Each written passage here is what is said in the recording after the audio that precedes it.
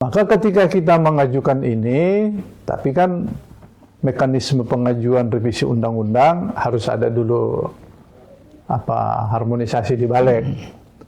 Mungkin pemahaman Balik dalam hal penyempurnaan undang-undang ini dengan yang dipahami Komisi 8 mungkin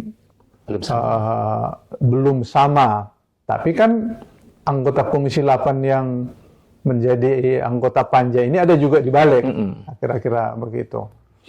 Maka akan ada perdebatan umpamanya apakah Badan Pengelola Keuangan Haji ini berada di bawah Menteri atau ke Presiden.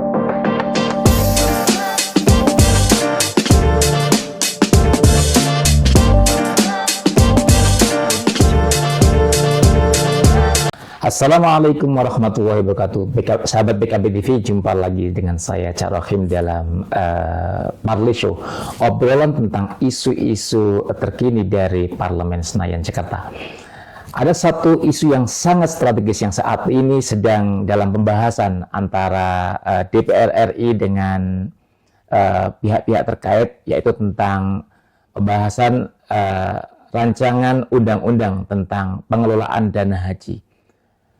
Dana haji mencapai yang dikelola oleh Badan Pengelolaan Keuangan Haji atau BPKH saat ini mencapai sekitar 180 triliun. Angka yang sangat besar. Ini adalah dana yang disimpan oleh calon jamaah haji. Tahun depan atau tahun ini, itu angka 2025. Tahun ini ditargetkan jumlah yang bisa dikelola oleh BPKH mencapai 200 triliun. Angka yang benar-benar luar biasa, yang tentunya diharapkan ke depan dana ini bisa memberikan manfaat yang jauh lebih baik lagi. Karena seperti tahun haji yang akan datang ini, jamaah yang disubsidi dari dana ini cukup besar. Sehingga perlu tata kelola yang jauh lebih baik lagi. Termasuk diantaranya adalah penguatan keberadaan BPKH. Nah, untuk membahas lebih dalam mengenai bagaimana pengelolaan dana haji yang jumlahnya sangat signifikan ini, bersama saya telah hadir Ketua Komisi 8 DPR RI Haji Marwanda Sopang. Assalamualaikum, Mbak Haji. Waalaikumsalam warahmatullahi. Sehat, Mbak Haji? Alhamdulillah. Persiapan haji secara umum seperti apa, dan ini ada isu yang sangat strategis, yaitu tentang pengelolaan dana haji yang sekarang sedang dalam proses harmonisasi ya dengan Balik ya. Perkembangannya seperti apa tentang dari pembahasan yang dilakukan di DPR ini terkait ini kan dana umat yang jangan sampai kita salah dalam pengelolaan karena angkanya yang sangat signifikan. Di 2025 mencapai sekitar 180 triliun dan di 2026 ini ditargetkan bisa mencapai 200 triliun. Tentu butuh kehati-hatian biar nggak salah kelola. Butuh penguatan untuk bagaimana ke depan pengelolaan dana haji ini bisa jauh lebih baik daripada sekarang. Apa poin-poin krusialnya dan yang bisa disampaikan kepada sahabat PKB TV? Baik, terima kasih sahabat PKB TV. Pengelolaan keuangan haji diberi mandat dengan Undang-Undang 34 2014. Tujuan utama mendapatkan hasil imbal yang memadai untuk mempermudah bagi jamaah melunasi kewajibannya untuk berangkat melaksanakan ibadah haji. Secara umum, hasil imbal yang didapatkan oleh BPKH selama ini jauh dari memadai. Masih jauh dari memadai. Terkadang setelah kita keluarkan kewajiban, satu subsidi, sebetulnya bukan kalimatnya subsidi ya, tapi kita tidak mendapatkan padanan yang pas, karena kewajiban jamaah haji itu sebagian dia tanggung, sebagian diberi subsidi. Nah, kalau subsidi itu sebenarnya kan dana jamaah juga dari keuntungan ya. Dari keuntungan. Jadi sebetulnya kalimat uang subsidi jamaah kembali ke jamaah. Hasil kelolaan. Hasil kelolaan, ya. Karena hasilnya ini kurang memadai, maka Komisi 8 mengajukan revisi. Tujuan utamanya apa? ia melipat gandakan hasil keuntungan. kelolaan. Karena modalnya sangat besar. Modalnya sangat Harusnya besar. keuntungannya bisa jauh lebih optimal dibanding yang sekarang gitu ya. Sekarang. Jadi dari evaluasi kita, BPKH hanya mampu menyentuh di angka 7,2% hasilnya. 7,2%. Oke. Tahun ini katakan mereka punya target dapat 12 triliun. Dari keuntungan. Ya, keuntungannya, dan dikeluarkan kewajiban, satu subsidi tadi ke jamaah, yang kedua diberikan untuk operasional, yang ketiga ada dana kemaslahatan, kemudian yang keempat virtual account. Jadi ada yang dikembalikan bagi jamaah yang tidak berangkat. Oke. Itu hampir habis. Jadi 12 triliun itu habis. Pak Maron, tadi disampaikan sebenarnya keuntungan kurang. Itu sejauh ini yang paling banyak model investasi yang dilakukan oleh BPKH untuk bisa jalan selama ini apa? Suku atau apa? Ya itu dia. Karena kemampuannya dibatasi beberapa pasal mencari yang aman, maka mereka hanya berkonsentrasi di sukuk. Maka di sukuk ini ya adalah SBSN ya, di surat berharga negara syariah. Maka terbatas hanya 7% dalam rentang 5 tahun. Hasilnya seperti itu saja. Maka kalau kita ingin jamaah haji dilipat gandakan atau kita meyakinkan pihak Saudi supaya kuota ditambah dari 221.000, karena antriannya cukup panjang, harus kita urai ada tambahan kuota. Tapi problemnya kalau Saudi memberikan tambahan kuota, uangnya nggak cukup. Uang dari kitanya ini ya? Iya, tadi subsidi yang tadi itu nggak cukup. Karena itu kita mendorong BPKH supaya imbal hasil ini bisa mendekat-dekati 10%. Kalau mendekati 10%, katakan tadi ada 180 triliun, maka akan dapat 18 triliun hasil imbalnya yang akan dibagi. Kalau secara normal, reguler, maka akan ada yang bisa di-save, bisa disimpan, cadangannya sekitar 4 triliun.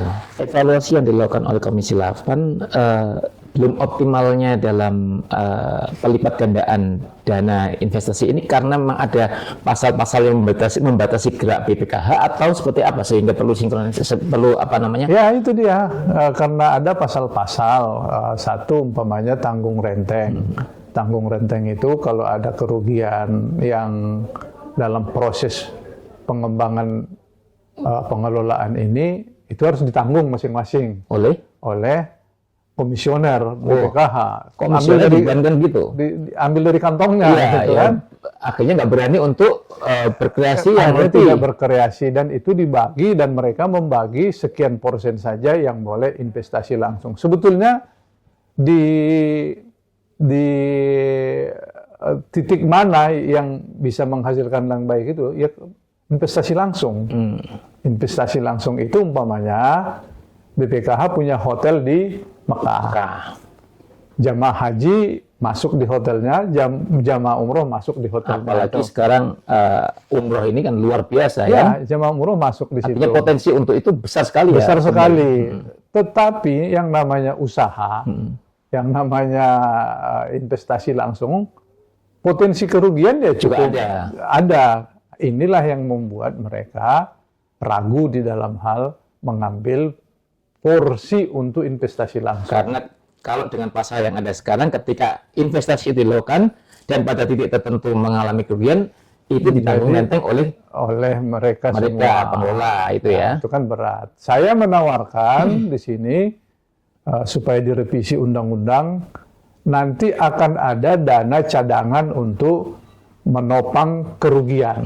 Jadi nanti kita cadangkan, katakanlah umpamanya disiapkan sekitar 3 triliun. Kalau ada kerugian, dilakukan investigasi, memang benar-benar ini kerugian, bukan karena kecerobohan. Udah dibayar dengan dana cadangan ini, sehingga mereka bisa terlepas dari pasal tanggung renteng. Tapi mereka sudah berani nih investasi langsung. Berapa lipatkah itu dapatnya kalau mereka punya pesawat, punya hotel, punya catering, dan lain-lain? Itu bisa sampai 12%. 12%. Kalau 12%, maka kita sudah punya nyali meminta tambahan kuota bahkan di atas 20.000. Karena kita masih punya cadangan yang cukup besar. Jadi soal tambahan kuota itu tidak serta-merta, karena ini juga ada kaitannya dengan kesiapan kita ya. Iya, dan ada kaitannya dengan subsidi itu yang tidak cukup selama ini ketika harus ditambah gitu ya. Ditambah, itu problemnya. Maka ketika kita mengajukan ini, tapi kan mekanisme pengajuan revisi undang-undang harus ada dulu harmonisasi di Balik. Mungkin pemahaman Balik dalam hal penyempurnaan undang-undang ini dengan yang dipahami Komisi 8 mungkin belum sama. Tapi kan anggota Komisi 8 yang menjadi anggota panja ini ada juga di Balik, kira-kira begitu. Maka akan ada perdebatan umpamanya apakah Badan Pengelola Keuangan Haji ini berada di bawah Menteri atau ke Presiden. Nah itu poin itu juga kemarin ramai di publik juga gitu. Ada yang berharap ya harus dikuatkan dengan di bawah Presiden langsung. Tapi ada yang menginginkan ini cukup koordinasi dengan Kemenhaj seperti itu. Ya, Komisi 8 memandang seperti apa? Harus mandiri. Harus diberi ruang yang cukup luas kepada BPKH. Kalau cukup luas, tidak banyak koordinasi, ya langsung di bawah Presiden. Seperti cita-cita dari awal ya. Justru malah lebih harus dikuatkan. Harus dikuatkan. Kalau harus koordinasi ke kementerian, itu kan sebetulnya agak naif juga umpamanya. Yang menerima pendaftaran itu kementerian. Terus dia ikut serta mengelola. Terus dia ikut serta meminta untuk pelaksanaan. Terus dia ikut mengevaluasi. Itu naif sekali. Ini kembali feedback ke dulu ya, ke zaman dulu ketika semuanya dikelola jadi satu oleh Kemenak waktu itu ya. Kalaupun polanya berbeda, ini dikelola oleh BPKH, di sana ada kementerian, tapi kalau di bawah dia itu namanya bisa dikendalikan. Independensinya dilakukan. Karena itu kita ingin ya benar-benar BPKH ini punya kelincahan yang sesuai dengan kebutuhan kita untuk mendapatkan imbal balik yang bisa memadai kebutuhan kita. Itu baru dari sisi jumlah jamaah. Belum masuk kita ke sisi beban jamaah. Nah, memang ideal jamaah ini membayar kewajibannya sendiri. Itulah yang disebutkan istitoah. Katakan contoh 90 juta ongkos haji. Tanggung sendiri. Itu ditanggung sendiri. Tapi profil jamaah Indonesia itu kan banyak yang juga yang miskin. Banyak yang bahkan memaksakan untuk bisa haji kan. Bahkan ada yang kuli panggul, ada tukang becak dan lain-lain. Ini dikelola secara keseluruhan yang menjadi dana jamaah pada saat mendaftar, maka hasil imbal inilah yang disubsidikan. Disepakati nanti di Komisi 8 kalau 90 juta. Untuk diketahui oleh pemirsa PKB TV. Untuk yang tahun ini misalnya, berapa sih besaran biaya haji yang harus dilunasi dan berapa yang dikeluarkan oleh jamaah, dan yang tadi disebut subsidi itu atau nilai manfaat dari dana yang dikelola oleh BPKH ini berapa yang digunakan untuk melengkapi besaran dana haji yang per jamaah itu? Ya, tahun ini ongkos haji kita 89 juta. 89 ya. Ya, itu 60 atau 50, sekian dibayar jamaah. Selebihnya ya mendekati 60 juta. Sisanya ditanggung oleh BPKH. Hampir 30 juta ini? Ya, hampir 30 juta dibayarkan oleh BPKH. Itu diambil dari nilai manfaat yang investasi jamaah yang selama sekian tahun ini ya? Sekian tahun. Kemudian kalau kita berpikir jamaah ini harus dipermudah, bisa dibalik. Kalau umpamanya 90 juta, cukup beban jamaah 30 juta. 60 juta lagi dibayar oleh BPKH. Itu kalau investasi yang Kalau dilakukan investasinya hasilnya bagus. Tadi minimal 10% itu. harus di atas 10%. Bahkan di atas 10%. Baru bisa menutupi itu. Mungkinkah BPKH akan mendapatkan sebesar itu? Mungkin. Kalau dia masuk di investasi langsung. Selain investasi langsung, dia harus masuk di ekosistem keuangan haji. Keuangan haji itu ekosistemnya luar biasa. Di luar keuangan haji ini masih banyak. Ada oleh-oleh. Apa aja misalnya? Ya, itu catering ya. Ada catering. Hotel. Ada ya Tadi macam-macam. disebutkan bahkan pesawat. Bahkan pesawat. Nah, itu sudah luar biasa kalau itu masuk. Karena kita tahu bahwa kebutuhan penerbangan itu bukan hanya masa haji. Selain sepanjang haji, tahun. panjang tahun umroh. Umroh ini kan luar biasa. Bahkan umroh jauh lebih tinggi daripada haji itu sendiri kan. Itu. Oleh karena itu kita berharap harmonisasi di balik itu cukup memberikan gambaran ke Komisi 8 dari beberapa hal poin-poin yang mereka anggap krusial. Satu lagi menurut Komisi 8, komisioner BPKH ini harus dipilih oleh Komisi 8. Oleh DPR ya, Komisi 8. DPR. Apa urgensinya apa?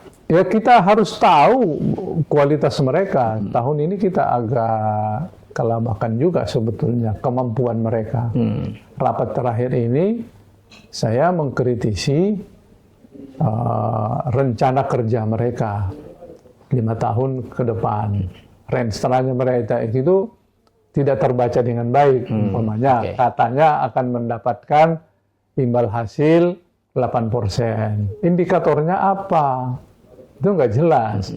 Nah, bolak-balik disampaikan itu, mendapatkan 8% itu sebetulnya titik mana yang diambil? Dari emas, kurs asing, atau tetap di sukuk?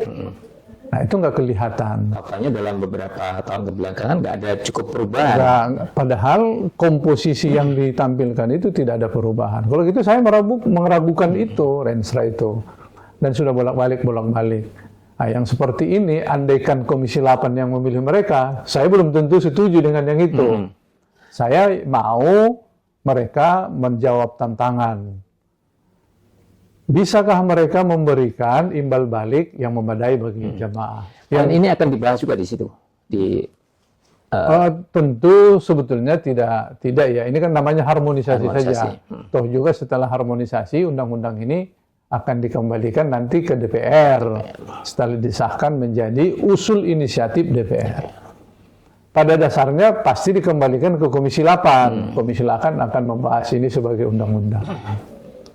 Nah, kalau sudah di Komisi 8 nanti undang-undang, itu tadi target kita. Komisioner yang akan datang harus punya kemampuan dengan statementnya mereka, dengan indikator yang mereka tunjukkan, bisa mencapai 8% sampai 10%. Yang kedua, dengan imbal hasil yang seperti itu, mereka bisa mencicil untuk pelunasan jamaah yang belum melaksanakan. Jadi daftar tunggu sekarang diberikan bagian mereka, berapa triliun? Tahun ini mereka rencanakan 4 triliun. Kalau itu dibagi per jamaah, ya menerima sekitar antara 400.000 sampai 500.000. Dari 221 ya? Ya, tapi kan kalau akumulasinya sampai 2 tahun, 10 tahun, itu kan lumayan juga. Bisa mengurangi pada saat mencicil. Nah, antara kemampuan mengelola dengan SDM yang memahami ekosistem keuangan haji, ini diperlukan. Maka kita dan saringan itu sangat mungkin kalau yang melakukan adalah Komisi 8. Komisi 8, kita harus ada komitmen di antara mereka untuk melaksanakan pemahaman mereka tentang keuangan haji.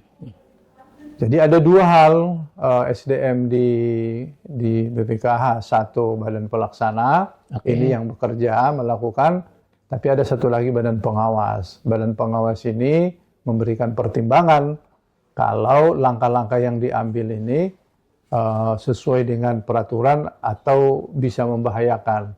Tapi kalau dewasnya ini menjadi rem, itu tidak bergerak juga. Maka perpaduan antara memberikan dorongan, ya ibarat mobil digas. Tapi kalau kita berbahaya, direm kira-kira begitu. Ya, kami belum bisa melihat itu peran-peran yang dilakukan oleh dua lembaga dalam satu badan ini. Nah, itu saya kira Komisi 8 akan mencoba, nanti pasal itu akan kita perbaiki dengan baik. Arman, kemarin ada yang keinginan Presiden ya terkait dengan kampung haji. Nah, kampung haji sendiri kan kemarin pendanaannya lewat Danantara ya. Seperti apa yang kan tadi disampaikan bahwa ini juga satu potensi dari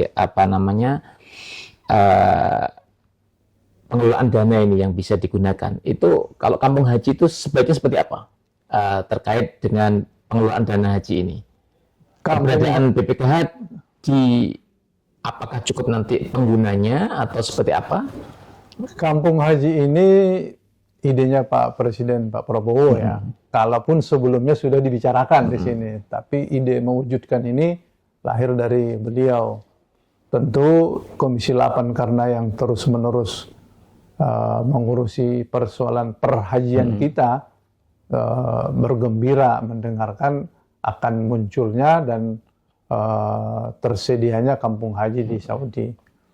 Tapi agak berbeda yang selama ini kita sebutkan kampung haji itu.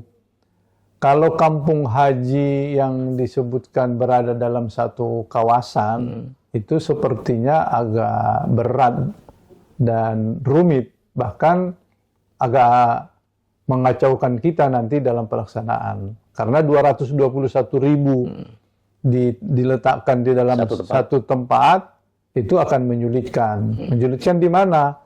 Akses menuju hotel itu dengan kontur tanah di sana kan tidak bisa dari mana-mana. Katakanlah ada 10 akses keluar masuk, 10 untuk 200.000 jamaah tidak mungkin.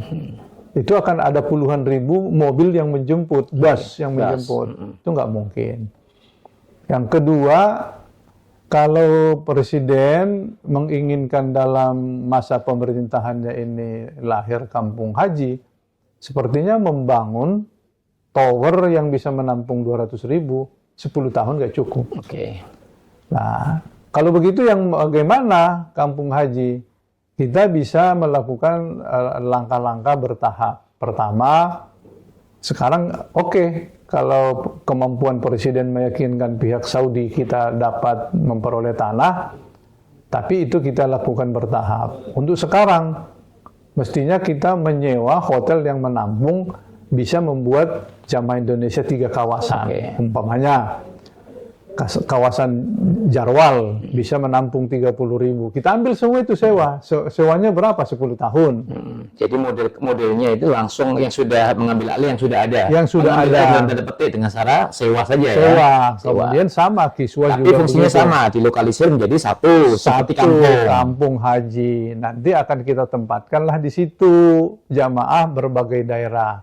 Tidak membangun sendiri ya Pak ya? Tidak membangun sendiri. Di bawahnya, di pelatarannya itu akan ada bagian dari ekosistem keuangan haji. Apa itu? Oleh-oleh, makan yang disiapkan. Ya bolehlah kalau orang Tapanuli yang berada di tower itu kita sediakan daun ubi tumbuk. Nah gitu kan? Artinya semua makanan Indonesia, kalau yang nggak suka dengan makanan sana bisa membeli di situ, gitu bisa kan? membeli. Jadi nanti sebetulnya tidak perlu lagi ada catering, cukup di situ. Ini menurut Pak Marwan lebih visible ya daripada misalnya membangun semuanya dari nol gitu ya? Kalaupun membangun dari nol itu tidak memungkinkan dalam satu kawasan saja. Paling tidak harus ada 3 kawasan. Kenapa begitu? 1, ketersediaan lahan dan mencari tempat yang dekat dengan Masjidil Haram kan juga bukan urusan tidak mudah. Jadi kalau kita satu tempatkan ke Haram jauh, ke Jamarat jauh, itu rugi. Atau kita bangun nanti jamaah malah nggak mau, itu ruginya. Jadi kami berharap Danantara kalau mau konsentrasi dengan kampung haji harus bicara dengan Komisi 8 juga. Nah, tapi ide ini bagaimana? Menarik. Secara ide gagasan bagus. Bagus. Tapi pelaksanaannya butuh kajian-kajian yang lebih selain komprehensif, jamaah akan terlayani dengan baik kalau ditempatkan di wilayah Satu yang benar. Yang kedua, ekosistem keuangan haji akan berjalan. akan lebih hidup. Lebih hidup. Karena ada 221.000 itu kalau hajinya saja, belum umrohnya kan? Belum umrohnya. Belum umrohnya yang jauh lebih banyak lagi. Itu. Kalau begitu, sekali lagi, ini pesan kita ke Danantara, ayo dong bicara dengan Komisi 8. Belum ya? Belum pernah ada pembahasan. Belum ada pembahasan. Jangan sampai Danantara melangkah sendiri tanpa koordinasi. Nah, nanti tidak laku. Problemnya. Kalau nggak laku siapa yang nanggung? Siapa yang nanggung? Okay. Nah, dalam ekosistem perhajian kita ini, yang tadi kampung haji, mestinya BPKH ikut di situ. BPKH ada di situ. Karena ini peluang sebenarnya. Karena ini peluang investasi langsung dan menuju imbal hasil yang kita sebutkan 10-12%. Tapi syarat awalnya adalah bagaimana aturan mengenai investasi ini bisa diperbaharui yang lebih fleksibel, lebih visible. Pasal yang memungkinkan mereka untuk melakukan investasi langsung. Kekhawatiran tentang akan ada rugi tanggung renteng itu nggak terlalu penting. Oke, kita buat dana cadangan. Di mana diambil dana cadangan ini? Dari hasil imbal balik tadi itu. Jadi menambah satu poin lagi. Tadi kan akan ada subsidi untuk jamaah. Yang kedua dana operasionalnya BPKH. Yang ketiga ada kemaslahatan yang dikembalikan ke masyarakat. Yang keempat itu berupa virtual account yang diberikan ke jamaah yang tidak berangkat. Kemudian yang kelima nanti akan ada semacam dana cadangan kerugian. Itu peruntukan hasil itu. Kalau hasilnya masih 7%, ya sulit kita mendapatkan dana cadangan. Dan sulit juga untuk menambah kuota, karena ketika kuota ditambah, ternyata bagi hasil untuk pengurusan ini tidak tercukupi. Itulah situasi. Poin penegasan terkait tadi penguatan BPKH yang dari keberadaannya harus di bawah presiden itu, Pak. Ya jangan di bawah kementerian. Kalau di bawah kementerian, BPKH ini nanti tidak lincah. Tidak lincah. Kemudian dalam hal pengeluaran, pembiayaan, mereka tidak mandiri. Kan dalam investasi itu dana selama seminggu 2 minggu itu kan sebetulnya banyak hasilnya.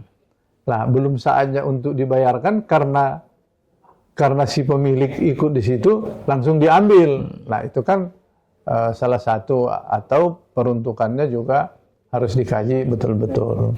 Karena berada dalam kendalinya, dia minta langsung dicairkan. Gitu.